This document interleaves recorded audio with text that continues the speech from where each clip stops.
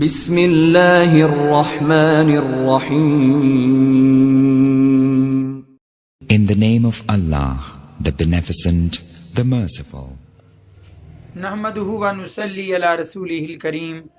اما بعد، اعوذ باللہ من الشیطان الرجیم. بسم اللہ الرحمن الرحیم.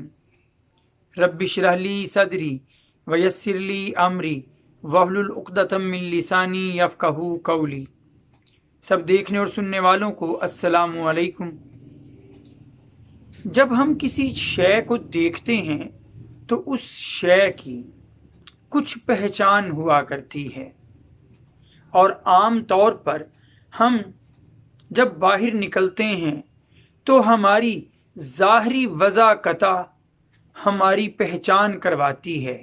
ہمارے لباس کا رنگ ہماری شخصیت کو دوسرے دیکھنے والوں کے لیے جاذب نظر بنا دیتا ہے. گویا کہ رنگ، لباس کا رنگ، ظاہری رنگ ہماری پہچان ہوا کرتا ہے. لیکن ایک رنگ ایسا بھی ہے جو صرف ظاہری نہیں ہے بلکہ باطنی بھی ہے، جس سے اندر بھی آپ کا ظاہر ہو جاتا ہے اور آپ کا باہر، آپ کا ظاہر تو نظر آتا ہی ہے. وہ رنگ ہے اللہ کا رنگ. دنیا میں یہود و نصارہ اپنے بچوں کو ایک خاص عمر پر دنیاوی رنگ چڑھا کر یہ سمجھا کرتے کہ ہم نے انہیں پکا یہودی یا عیسائی بنا لیا. لیکن اللہ تعالیٰ نے ان رنگوں کو مصنوعی اور دنیاوی رنگ قرار دیتے ہوئے قرآن مجید سورۃ البقرہ کی آیت نمبر 138 میں فرمایا، صبغۃ اللہ، اللہ کا رنگ اختیار کرو.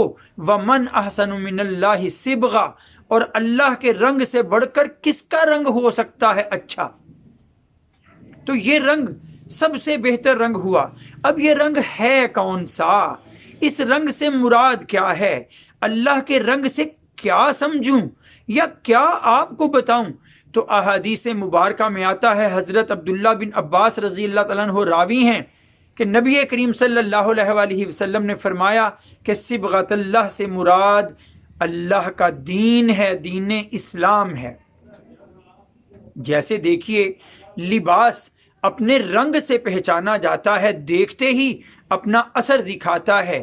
اسی طرح جس پر اللہ کا یہ رنگ، دین اسلام کا یہ رنگ چڑھ جائے، اتنا ہی وہ اس کی شخصیت کا آئینہ دار ہوتا ہے کہ یہ کتنا مسلمان ہے، یہ کتنا سچا پکا اللہ اور اس کے رسول کے احکامات پر چلنے والا ہے.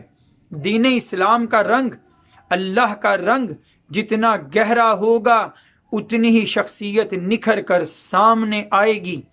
اور یاد رکھ لیجئے، اس دین کے رنگ کی، صبغۃ اللہ کی مثال ایسی ہی ہے جیسے سمندر ہو ایک، اور اس سمندر میں اب غوطہ لگانے والے پر منحصر ہے کہ وہ اس کی گہرائی تک جا کر وہاں سے موتی سیپ ڈھونڈ لاتا ہے یا محض سطحی پانی سے چند مچھلیاں پکڑ کر ہی باہر آ جاتا ہے. تو ہم پر ہے یہ اللہ کے دین کے رنگ کا یہ سمندر ہمارے سامنے بھی ہے. جتنا گہرائی میں اس میں ڈوبیں گے اتنا یہ رنگ ہم پر چڑھتا جائے گا اور ہمیں فائدہ بھی دیتا جائے گا. اور جتنا ہم اس سے اپنے آپ کو کم رنگیں گے اتنا یاد رکھ لیجئے فائدہ بھی کم. اب رنگ بنانے والے اللہ نے ہمیں رنگ دے دیا، رنگ سے مراد دین اسلام دے دیا. اس رنگ کو جمانے والے حضرت محمد صلی اللہ علیہ وآلہ وسلم نے رنگ کی پہچان بتا دی، اور ابتدا میں صحابہ کرام نے اسے اپنی زندگیوں میں شامل بھی کیا. اب یہ ہم پر ہے کہ اس رنگ پیدا کرنے والے کے رنگ، اس رنگ کے جمانے والے کی بتائی ہوئی پہچان کو اپنی زندگیوں کا حصہ بنائیں اور خود کو اللہ کے اس رنگ میں رنگتے چلے جائیں. وآخر دعوانا ان الحمد للہ رب العالمین. السلام علیکم.